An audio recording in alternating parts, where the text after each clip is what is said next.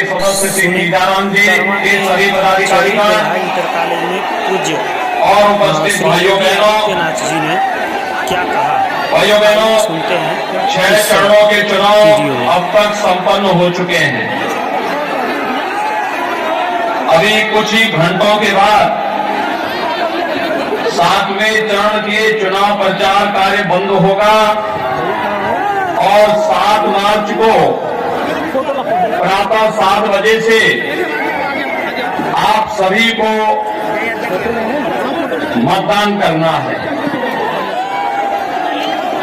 भाइयों बहनों, 6 चरणों के चुनाव प्रचार में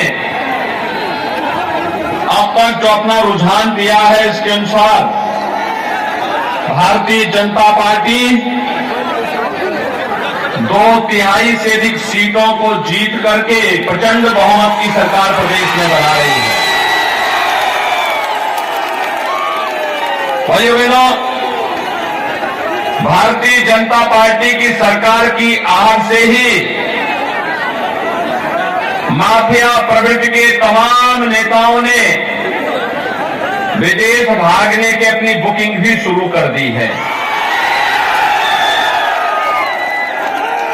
6ठे चरण तक खूब जोरदार चौके और छक्के लगे हैं और 7वें चरण में मैं आपसे आजमगढ़ की जनता से, मेहनगर की जनता से अपील करने के लिए आया हूं। इतने जोरदार छक्का लगाइए कि भारतीय जनता पार्टी का स्कोर 330 पार कर जाए और इसी का आह्वान करने के लिए आज मैं आपके पास आया हूं। कोरोना कालखंड के दौरान आपने इस बात को देखा होगा कि आजमगढ़ की जनता ने भले ही मुलायम सिंह जी को सांसद बनाया हो, कालखंड में मैंने 3 बार आजमगढ़ जनपद का दौरा किया, लेकिन क्या समाजवादी पार्टी के राष्ट्रीय अध्यक्ष जो आजमगढ़ के सांसद थे और हैं, उन्होंने एक भी बार आजमगढ़ की जनता का हालचाल लेने के लिए कोरोना कालखंड में आए थे?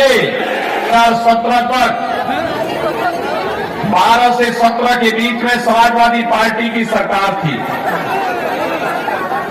उस कालखंड में क्या मेहनगर में आपको बिजली मिलती थी क्या? और 2017 के बाद नहीं है। आप देख सकते हैं, अगर समाजवादी पार्टी के राष्ट्रीय अध्यक्ष में कुछ भी लगाव आजमगढ़ के नौजवानों के प्रति, आजमगढ़ के विकास के प्रति होती, तो वहां कोरोना कालखंड में हालचाल भी लेते।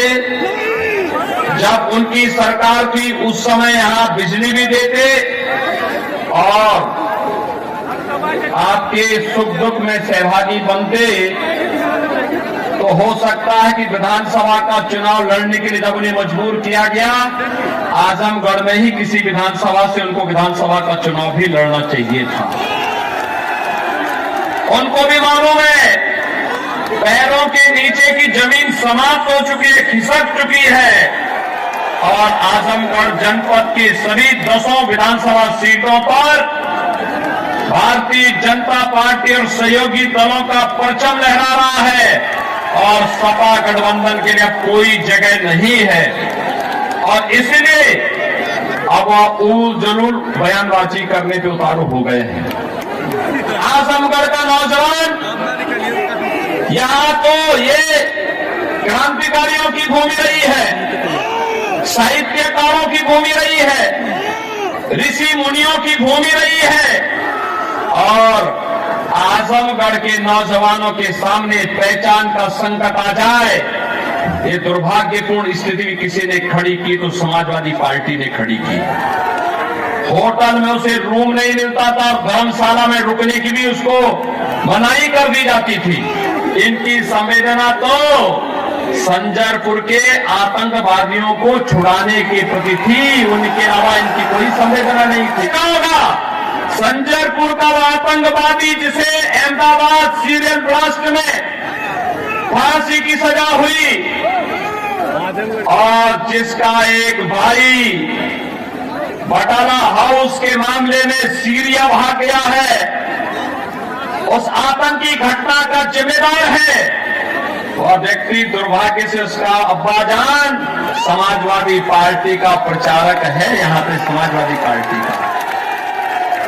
दाल में काला है ना, और इसीलिए तो इनको बोला जाता है कि चोर की दाढ़ी में तिनका, इसीलिए कहा जाता है। ये जितनी भी आतंकी घटनाएं घटित हुई, क्या ये समाजवादी पार्टी की सरकार में नहीं हुई थी क्या? अयोध्या में राम जन्मभूमि